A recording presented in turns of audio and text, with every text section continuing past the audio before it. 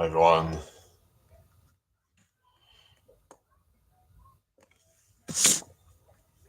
Good morning, everybody.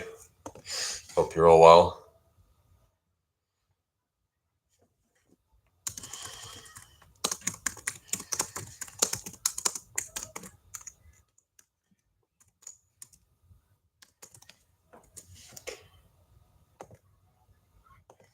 All right.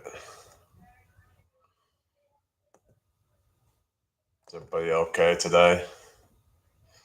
Hope everyone's well.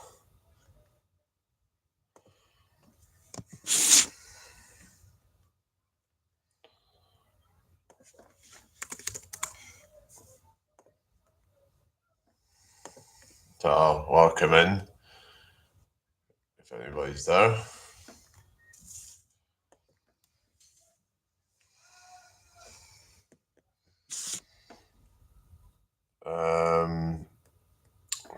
Yeah. I'm going out to my dad's later. Gonna be having a meal there. So, yeah. So I'll be on here for a little while, and then I'll be going out there. Really.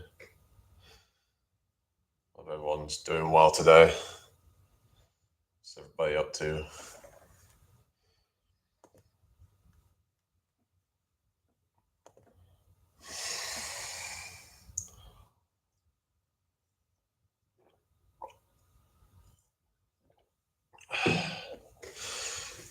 Alright.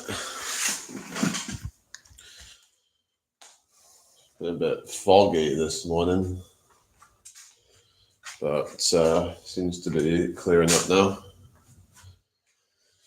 So that time of year, innit? Hello, Noaf Khan. How you doing? Hope you, is it Noaf Khan Pathan, if I pronounce that correctly.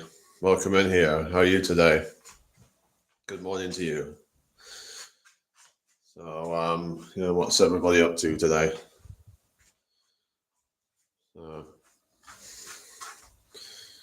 Yeah. Welcome in. I'm doing fine, thank you. So, where are you from, by the way? I'm in York, England myself. Yeah. So, how we're doing? Got 6 people here. Welcome in, everybody. Thank you for the like. So, yeah, just trying to grow this channel. Really, it's been a bit slow, but just gotta keep going with it. Really. Hello, SRT Nosh. How you doing? I hope you're well today. Thank you for joining me. Hello, Zubair. How you doing? I remember there was someone in my class in primary school called Zubair. Yeah, brings back some memories of primary school. Hello, Yuji. How you doing? Hope you're well today. Good morning to you. How's your weekend going, everybody? It's a bit of a Sunday. It's usually slow, but yeah. Hello, the Hitch Files 100. How you doing? Nice to meet you all. Welcome in. Make sure you subscribe if you're new here. That'll be really appreciated. Hi, I'm new. Nice to meet you, Erin Burton. What's the topic? We talk about a lot of things like mental health. We talk about things like mindset and lots of other things, really. Nutrition, fitness.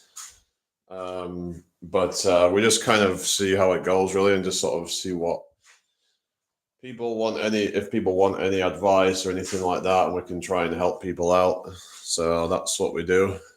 But sometimes we just have a bit of fun and just, yeah. You're welcome, Erin. So yeah, tell us about yourselves, everybody. I'm Jamie. I'm 30 years old. I live in York, England, and yeah. Hello, Reluctant Gamer. Good to see you again. Not seen you for a while. How have you been? Well, I say that a while. It's been a couple of days, but you haven't really seen you around. Like, I guess you've been a bit busy or something. But good to see you again. Erin Burton, hi. Yeah. Yeah. Have you been watching the Pulse United? He's just got 30,000 subs. I noticed he hasn't been to my lives for quite a while. So, yeah, I don't know if he has any like problems with me or anything, but he's not been to my lives for a while. I've noticed. I mean, he always says hi to me if I go in there or whatever, but I don't know. Oh, you've been bit working, yeah. I thought you would be doing your. Paulson told me you blocked him. Oh, really? I'll have to go and sort that out because, yeah, it's just fucked, isn't it? I'll have to go and, yeah, because a lot of people have been getting blocked without my permission. It's been really annoying. So I think somebody's been behind that. Someone like a rogue mod. But I don't need to, name any names anymore. I'm done with all that shit. I'm done with the drama. I'm done with the nonsense. And when did you start streaming? A while ago, really. I've done a lot of different channels before and stuff. So I've been streaming for a lot of time on different channels on different platforms, even. So, like, I used to stream a lot on TikTok. I've streamed on different platforms, but yeah. Hello, Roleplay AI. Yeah, I thought about that. Yeah. Thank you for the 5 likes, everyone. So, Erin, are you still there? Yeah, I hope everyone's well today. Anyway, but I had to sort out Pulsing because I didn't know like that I had him blocked or anything, but I haven't blocked him. So I thought that he didn't really. I don't know. They might have had some issue or something. I don't know. It's just a bit weird, isn't it? Really, that maybe that's been part of the reason why my channel's been struggling. Because if I'm not getting a lot of interaction going on and stuff, then YouTube will be like, oh well, we're not gonna push it out so much then. But it's good that Pulsing's got 30k. So it's just funny how some of the people that were like quite active in my chats and then they got banned.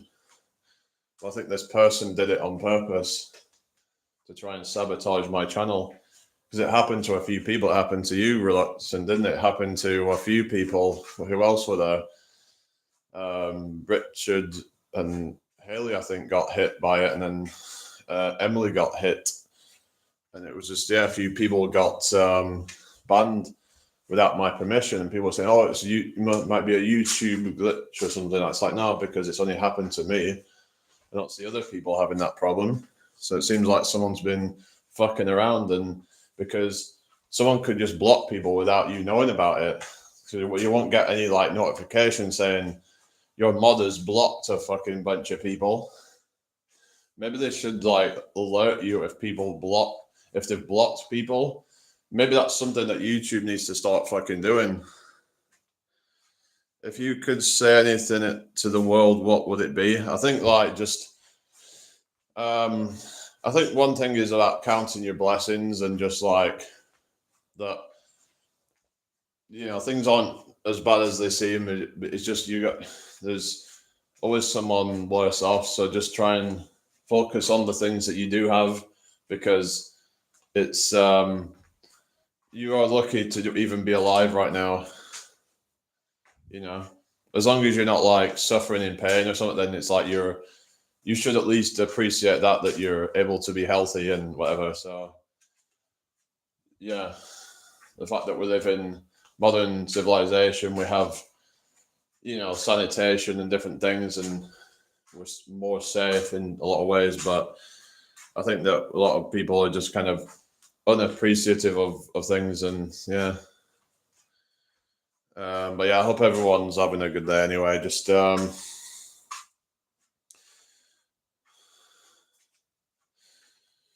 hit that like button, people.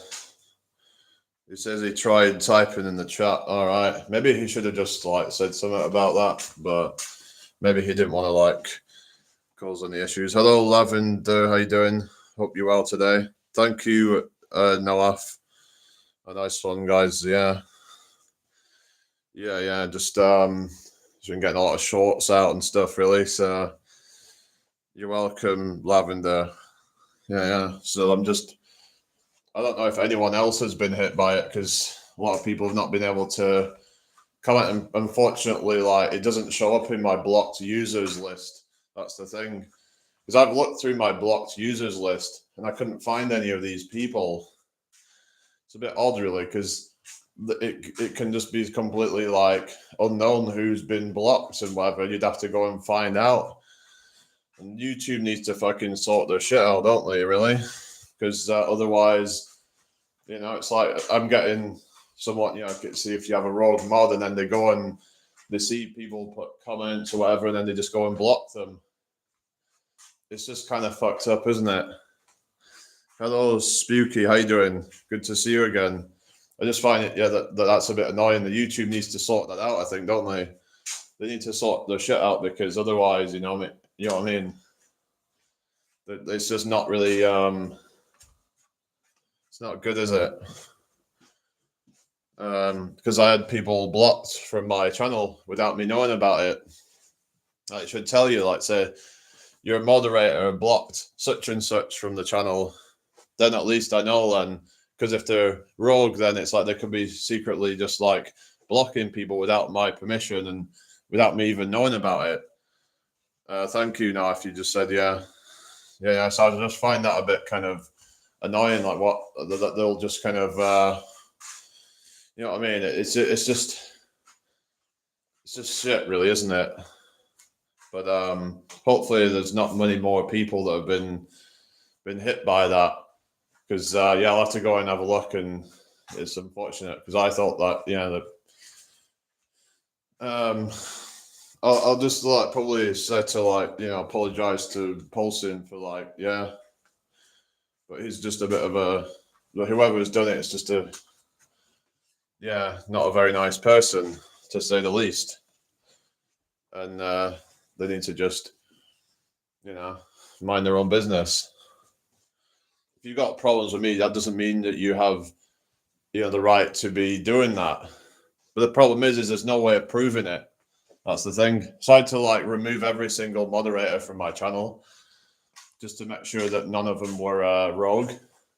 I have a pretty good idea of who's done it, but I have to make sure. But I've not added any moderator since because I just would rather not. So yeah. No, I'm not going anywhere. I'm just walking around the room at the moment. So yeah, sometimes I like to do that just to it just helps me think more clearly and just, gets the blood flowing. Sitting around a long time can just I don't know, it just slows things down, doesn't it? Yeah, so anyway, hope everyone's doing well. Share the live if you can. I remember I used to go to this youth club for people like me, and there was this guy that would just be pacing up and down all the time. And I remember someone noticed it.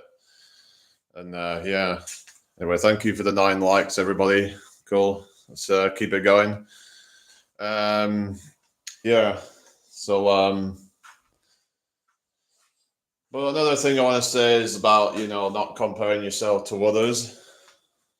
It was like a sort of autistic youth club kind of thing. It was for people on the spectrum, basically, but so maybe that was part of the reason he did that. But I don't know if autistic people do that more. I don't know, but I'm kind of sick of all these labels, to be honest, really, because we're more than that, we have to learn to try and just try and sort of see past labels and sort of you can sort of say that I have some issues with this and that, but it's why do we have to put all of us put ourselves into this box of a label? I don't know. I find it all a bit kind of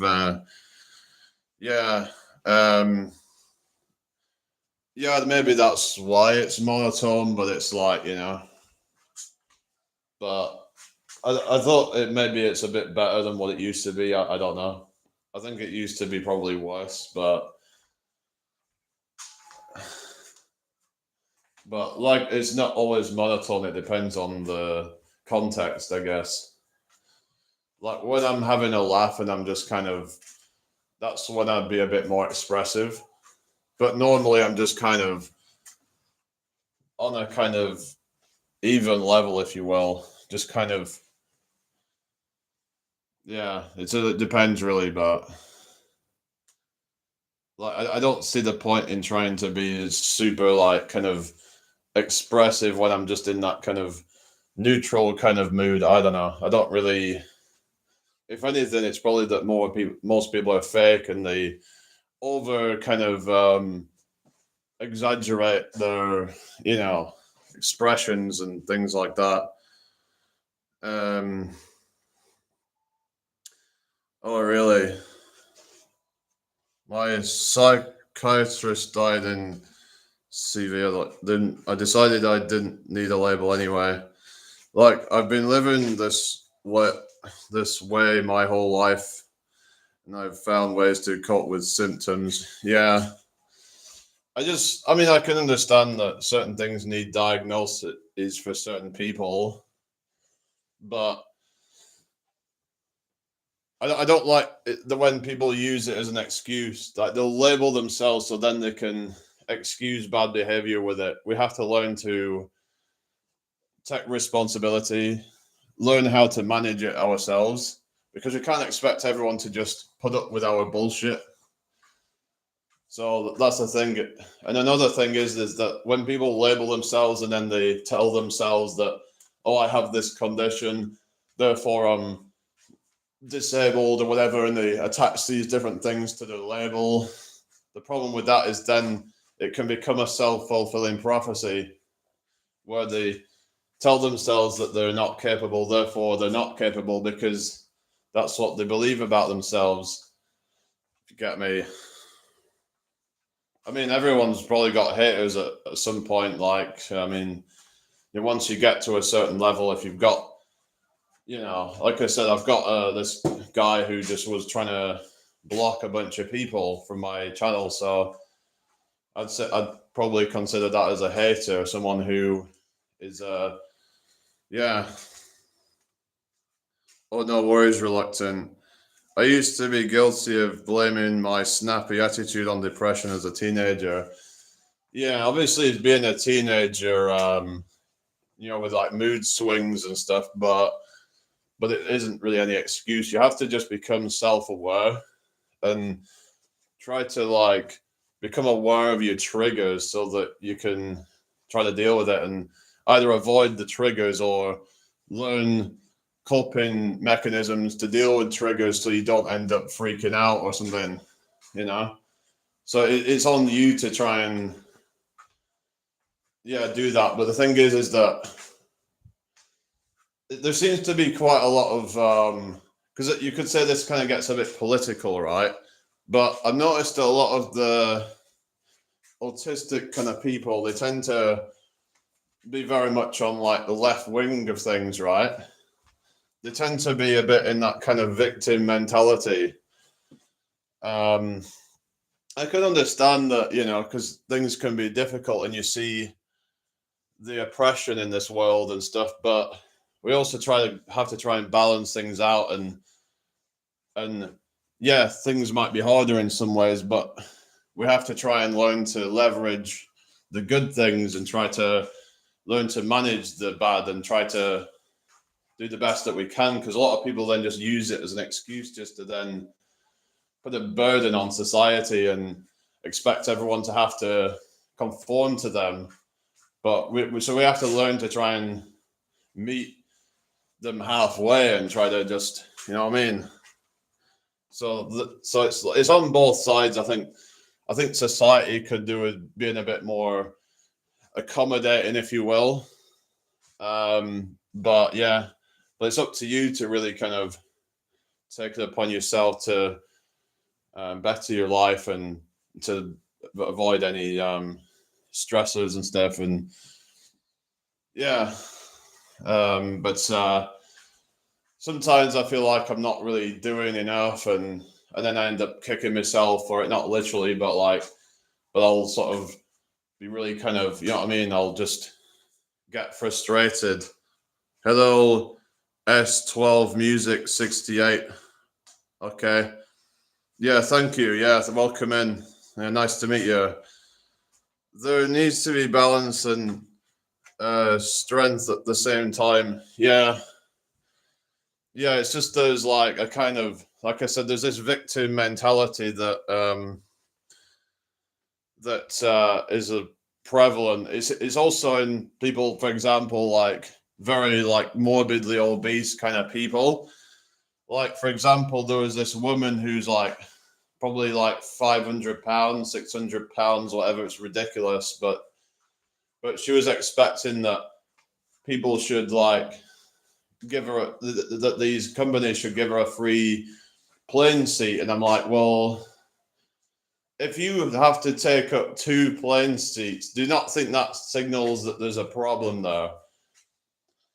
Now, I could say that, hello, Fletcher Edwards, how you doing? I hope you're well. Read my message, bro. I'm on a job. Okay, no worries.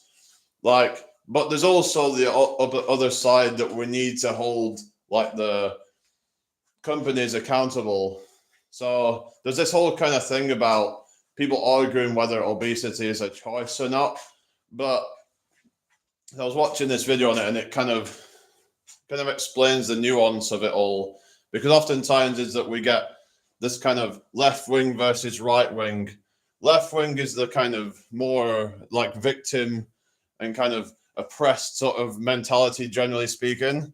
And then the right wing is the more kind of pick yourself up by the bootstraps kind of attitude of things, right? Now, I think oftentimes as both sides are wrong. They have some points, but they're also both wrong at their kind of like attitude towards things. They both get some things right, but some things wrong. And we have to find the middle ground, I think. Which is, we need to see that as like how the people who say it's not a choice, let's see, their point of view, and let's see the point of view of the people who say that it is a choice. And the thing is that sometimes both of those are like missing something, or both sides are getting some right and some wrong. But the thing that they're missing, the bigger picture, is the food has gotten a lot worse. That one of the variables that has changed over the years is the quality of food that people are consuming, especially in the States, and then even in the UK nowadays. We're getting a lot of this kind of like American type of food now, aren't we? Like pizzas and burgers and all this kind of crap, right? And we have a bit more regulations, but it's still not great. So, are you from Wales? But it's like the type of food that we get, which is generally very like hyper palatable and extremely high in calories. But if there was more regulations around that, you could argue, then there would be, for example, part of the problem is the subsidies going to bad food. Like it's going to like very bad, like dairy products, for example, like whey powders and shit like that.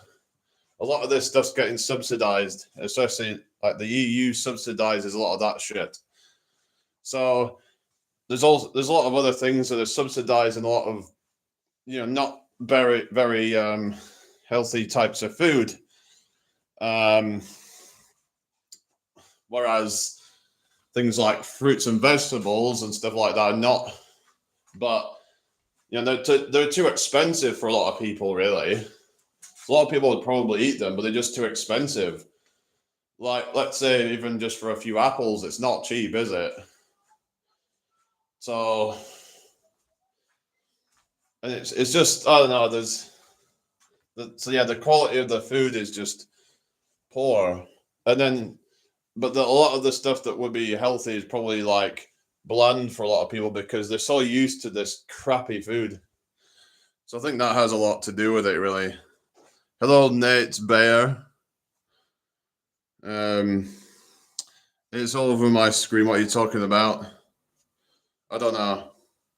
But yeah, there's this extremist attitudes on both ends. And we need to look at how are we going to encourage more healthy eating in a more balanced way that's not bland there is ways of doing it with things like with like Whole Foods, that there is actually, like, for example, you could literally still eat all the stuff.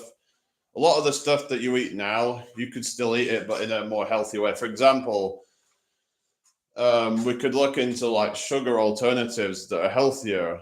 Now, some of it can be more expensive, but maybe they should start subsidizing that instead of the junk food. Personally, I'm not a super active person, and I eat like crap, and somehow I don't get crazy overweight. I'm technically obese, but I'm not morbidly obese. Well, it's still not ideal, but yeah. What you're saying is some people are active and they're still overweight. But yeah, some people are going to find it easier, of course. But yeah, it's just a lot of it comes down to the food supply. Because it's going to be like, if you eat like quite a,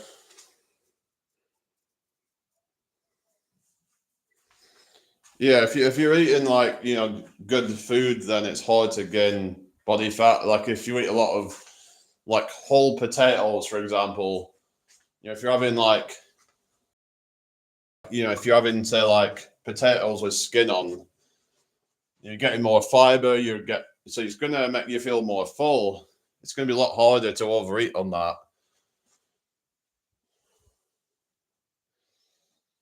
I mean, if you find potatoes bland, just try and add some like herbs into.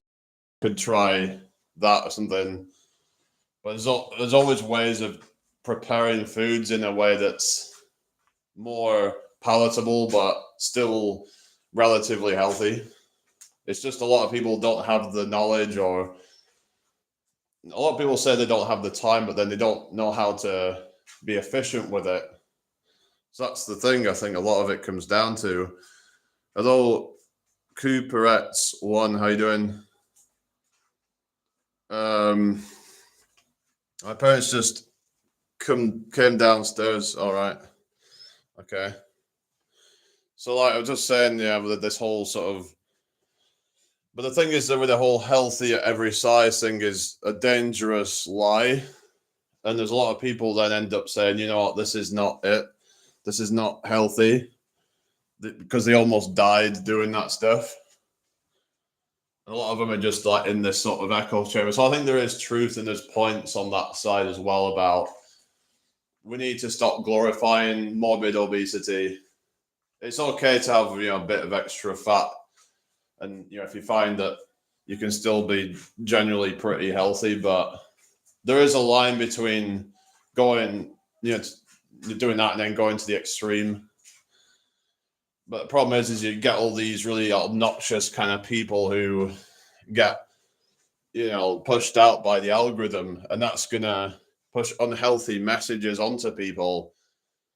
And I don't think they necessarily, are representing everybody in, say, body positivity or whatever.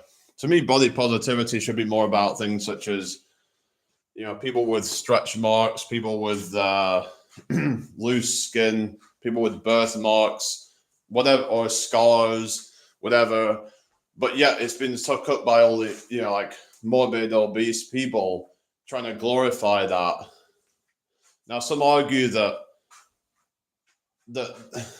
it's because they're being shamed, and therefore that's causing more of those problems, and it's affecting their health because they're being shamed. But it's like maybe there's some truth to that, but maybe it should be a wake-up call. Like whenever you see these things, like, if you're at a point where you become something that stands out and you're extreme, then maybe that's a sign that you need to sort things out. Like if you can't fit on a single airplane seat, or if you can't even sit on like a little chair without breaking it or something like that, like there's signs that things are going too far. And yeah, otherwise you're probably not going to be around for much longer. Like, let's see, some of these people die at like 40, even less in some cases. So this is not health at all when it gets to that level. Yeah, it's absolutely delusional, but it's not entirely their own fault, I don't think. I think some of it is with the victim mentality and all that, but I also think that a lot of it comes down to the bad food. And but yeah, I mean, some people do things like comfort eating and all that, and if they've got stuff in their life. So these things need to be addressed.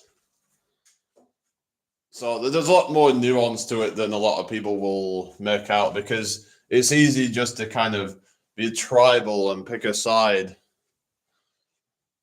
Like when people say stuff like obesity is a choice, obesity is not a choice.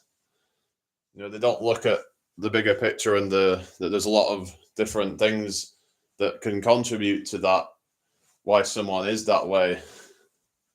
Some of it's their own fault, some of it isn't. So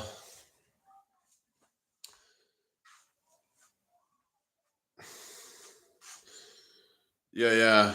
The comfort eating is like, but it's not the answer though, because they end up just probably feeling worse in the long run.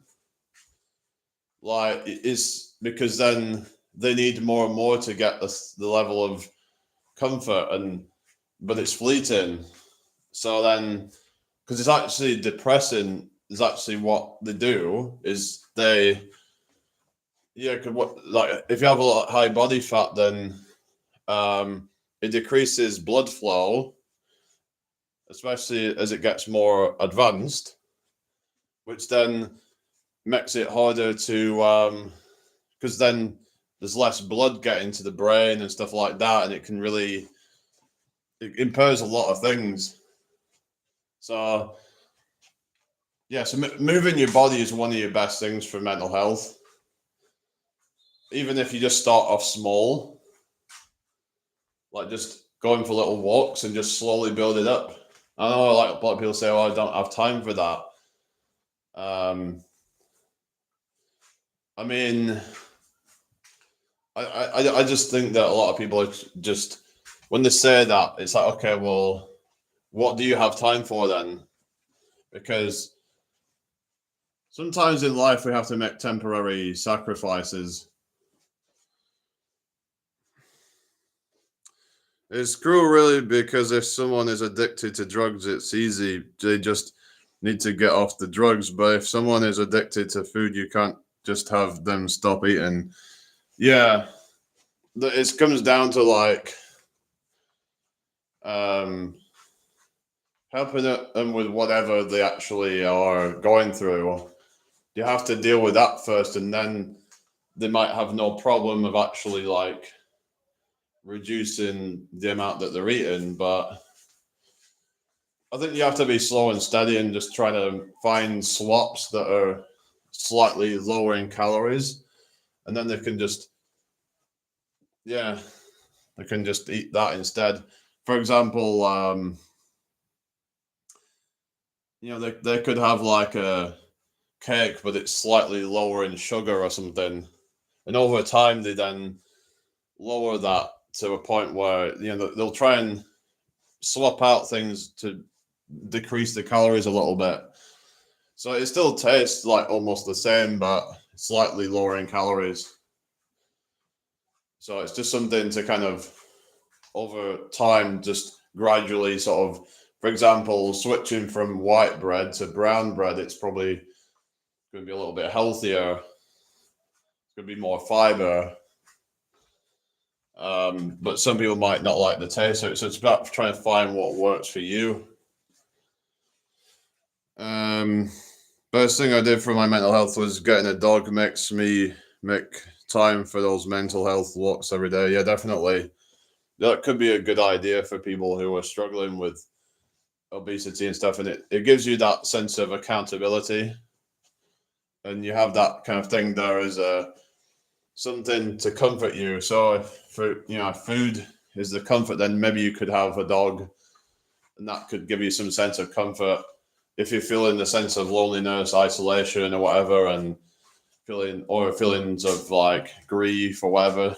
That might help you to deal with that, and that might lead you to need food less and then be able to also move more. So it's about creating an environment that is conducive for that, basically, is what we're saying. So having a positive environment, also having people around you that are encouraging, but at the same time not shaming, because you don't want people to shame you and stuff like that.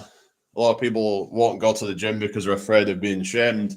That's a real shame because they're trying to go to lose weight and get healthy, but then they're being then these people at the gym are then seeing them as like as encouraging obesity. I don't think that is the case. I just think that some people don't like it when that's, I don't know. It's just, but then how are people supposed to ever get healthy if they're being shamed? So that could be one of the things as to why some people struggle as well. That so when people say, "Is it a choice? Or is it not a choice?" But it's like we need to look at these different contributing factors. I think that like also modern lifestyle is just people going up lifts instead of going up the stairs, for example, or they're sat at a desk more now maybe than they used to be. People used to have manual jobs more so, and so a combination of these manual jobs and just they probably weren't eating like as much food as what we have now, or at least if they did, then they were able to burn it off. So, but yeah, so like having a dog will get you like walking around every day because they need to go for their walks and stuff. But like you said, it'd be good for your mental health as well. If you're just sedentary and not doing anything, then that's going to lead to depression. There was this whole bed rotting trend, remember, and it was just one of the worst trends. A lot of these recent trends have just been just absolutely stupid and dangerous. It started a couple of years ago when there was like saying about just staying in bed and never hardly leaving their bed. Like, there's obviously some deep-rooted issues there if that's what you've come to in life, to just bed rot. That's sad. But it's the fact that they were trying to glorify this stuff and try to make out like it's for their mental health. It's self-care. How is that self-care when you're just rotting in bed? Probably going to end up getting bed sores. You're probably going to get depressed and not hardly sleep. That is not self-care. All it is just delusion, masquerading as self-care. Yeah. So that's what it is. Basically, it's all a facade of like we're doing this as self-care. It's bullshit. That is not self-care at all, is it? I've been there. I had no idea that was a trend, and there's no way it's self-care. Yeah, it's self-sabotage more like. But they tried to like justify it. That's the thing, is that people will find any excuse to justify things. Like those, like comfort eating, they'll call that self-care or something, when in the long run it's harming them. Now, yeah, in that moment they might think of it as that, but then it's something that you need to work on. Like for some people, it could be a sign of like mental health and that they need to seek out therapy or something or whatever. Or not saying you have to go to a therapist necessarily, but even just do some research and try to find some ways of maybe doing some like meditation and stuff like that. For some people, that can help them to be more mindful and learn to manage their feelings. So, for example, when you're feeling hungry, like when people are getting that rumbling stomach or whatever, and then about learning to just allow these feelings to come and pass, that just because you have this feeling, that doesn't mean you have to then down a whole bunch of food. Allowing, it's all about building up that self control, because it's all about slowly building that discipline and being able to control those impulses. It takes time. It's a cumulative benefit that you get with that, because the longer you can go with like focusing and stuff like that, then the more benefits you're going to have. And it's going to be translatable into a lot of different areas, like learning a new skill, or it's going to allow you to do that, what they call deep work, where you're very focused and you can get a lot done in only maybe like a couple of hours. Some say that you only really need to do maybe like an hour or two of like deep work every day to get a lot done. And then the rest of the time you can just do what you want, basically. Just kind of like, there's maybe like an hour or two each day where we should just be like very much focused on what we're doing, and it's also about being smart as well, working smarter, not harder, and all that thing. But basically, we need to be able to focus all our energy on one thing, and that's what things like meditation, mindfulness can do. I ended up like it because of a breakup, and I was wrong for letting it go on as long as I did. There just is no glorifying it. It's embarrassing, even. Yeah, you're on about the bed rotting thing. Yeah, I know it's it can really mess people up, can't it? Breakups and heartbreaks and things like that. But that's a sign that we need help. Instead of, sort of like dealing with it with your, like self-sabotage, then there's got to be a better way. But yeah, anyway, so just hope everyone's well. There's not a lot going on here at the moment, but I'm thinking about whether I should restart and just try again. It's just, I think there's only really you here. Well, it says there's two, but don't know who else is watching. Yeah, that's the thing with these lives. They can be quite slow at times. And yeah, but let me see. Maybe I should try and do another one, but yeah. It's good to talk about this stuff. And yeah, I've been trying to kind of see both perspectives of things and try to find the middle ground of where, yeah, there's some truth to both sides, but then oftentimes they're missing something as well. Like they might be missing the bigger picture of things. So this is the thing where it's just a distraction oftentimes, because it's drama. It gets views. It's this like polarizing stuff in it. Getting people just like, it's like tribalism, isn't it? Yeah, I appreciate that you're on here having these conversations. It's important on so many levels. Yeah, but I think if we're trying to just shame people and say that someone who's fat is horrendous or whatever they want to say about them, then that's not really a very mature way of dealing with things, is it? Because you don't know why they got to that point. I mean, you don't know why they got there in the first place. So we have to have some compassion, and maybe they've dealt with some issues and stuff like that, and you don't know what they've gone through. Everyone's struggles are different, and yeah, so we have to respect that. Because if not, they're a bit of a dick then, aren't we? Because things might have been a bit easier for you, and yeah, everyone's on their own journey. Sort of realized that everyone's, as much as we want to see people be the healthiest version of themselves and all that, some people are going to struggle with, depending on the experiences they've had in life. Yeah, genetics are going to play some role. I don't think it's as big as what people make out, because it seems to be more of a recent phenomenon. And I don't think that genetics has suddenly changed in the last few decades. It doesn't work like that. It takes thousands and even millions of years for genetics to like change on that level.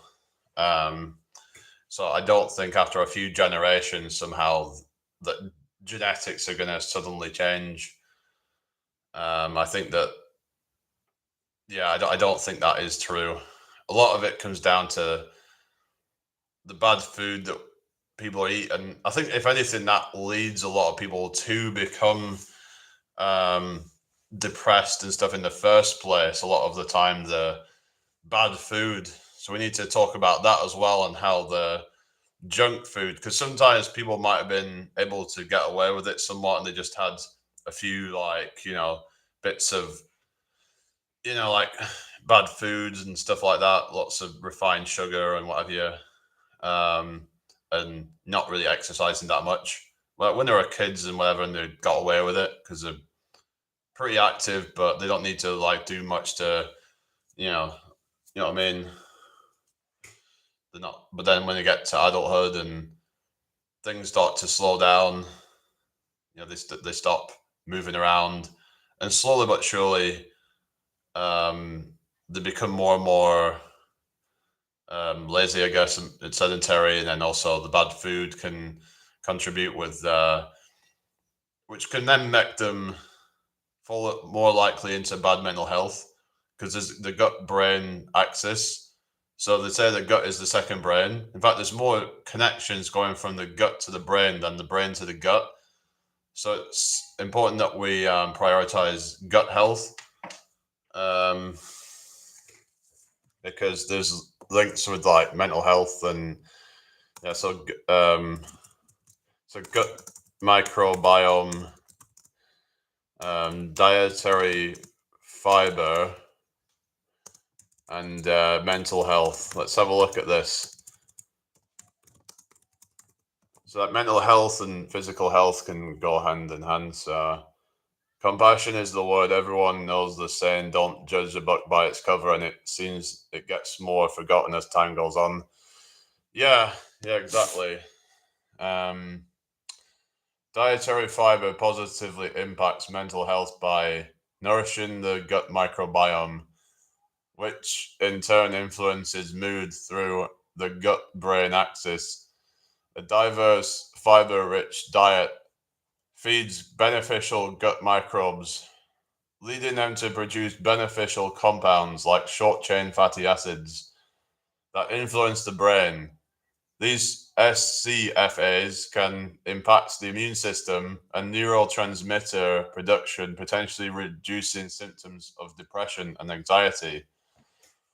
Conversely, a low fiber diet can disrupt this communication, potentially increasing the risk of mental health issues. So there you go. That, like I said, having more fiber in your diet is one of the keys. Another thing with fiber, like I said, it can also lower hunger as well, and it can because of it basically filling out your gut, so making it so where um, you won't probably be able to eat as many calories because of it having this filling effect. So yeah, um, so there was a thing called GLP-1, which is the thing that's things like Ozempic or Mounjaro, whatever it's called. I mean the that sort of stuff. And it says here about fiber increases natural levels of the GLP-1 hormone, which helps regulate blood sugar and appetite. Fiber achieves this by being fermented by gut bacteria, which produces short chain fatty acids, and these short chain fatty acids stimulate the production of GLP-1. This natural fiber to GLP-1 connection can also help manage common side effects of GLP-1 medications, such as constipation, while also boosting satiety and aiding weight management. So, yeah, it's something that maybe people should look into. Is increase in their fiber intake. So this could just be down to like looking into recipes that, like, even stuff that would have been like junk food and stuff like that.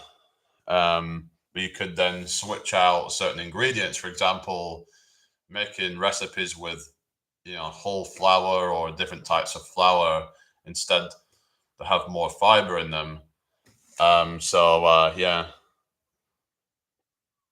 Well, it says it can support your body while you're on GLP-1 medications, but it says it can do it naturally as well. So, yeah. So it might be worth looking into for people who are struggling. Maybe, let's say, like a high fiber, low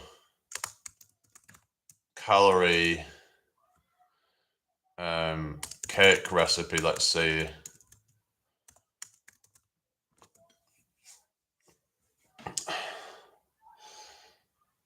All right, so we've got one here, raspberry yogurt cake recipe. So, but let's have a look at, let's still talking about putting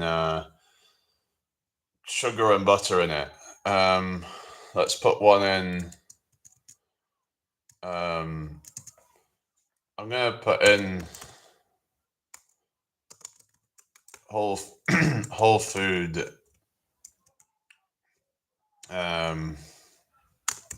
cake recipe, because the problem is a lot of it has these empty calories and stuff. And let's see, so we've got one here, oatmeal apple cake, but obviously there's depends on what diet you're on, I suppose, but yeah, so we've got a cup of oats, we've got 2 large apples, we've got 2 large eggs, but then you could use an egg replacer if you don't eat egg. Honestly, it doesn't even sound bad. I'd eat it. Yeah. And we've got 3 tablespoons of honey or maple syrup, 3 tablespoons of natural yogurt. Can use a high fiber or plant-based version. 1 tablespoon of butter or coconut oil melted. I've actually used avocado before in certain recipe is that I've done, but the thing is, I made one that was like this oat chocolatey thing it was quite healthy, but it's quite high in calories though. So because it had like peanut butter in it and stuff, but that's not necessarily the best for diets. But I've got 1 teaspoon of vanilla extract, 1 teaspoon of cinnamon, half a teaspoon of baking soda, half a teaspoon of baking powder.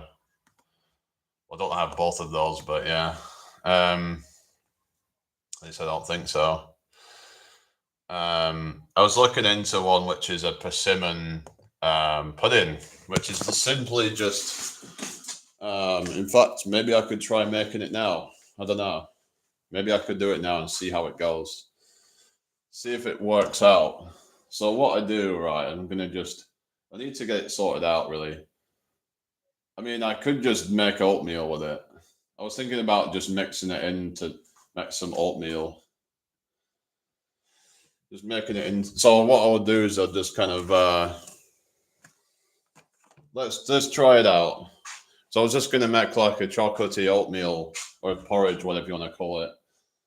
I mean, we call it porridge, but porridge technically it's I think porridge isn't just oat necessarily. So I'm gonna just try this out. So we're gonna maybe I'll restart, guys. I don't know. I might start up a new live and do it because we don't have a lot here. I don't know. Unless you just want me to stick on this one. I don't know who's watching really, but I was just thinking whether I should restart to do the recipe thing or something. Okay, cool. Yeah, cool. All right, Oh, Falcon. Right. So yeah, Falcon. I'm gonna restart the live. So please, can you come back on? I also need to just unblock Pulsing. So yeah.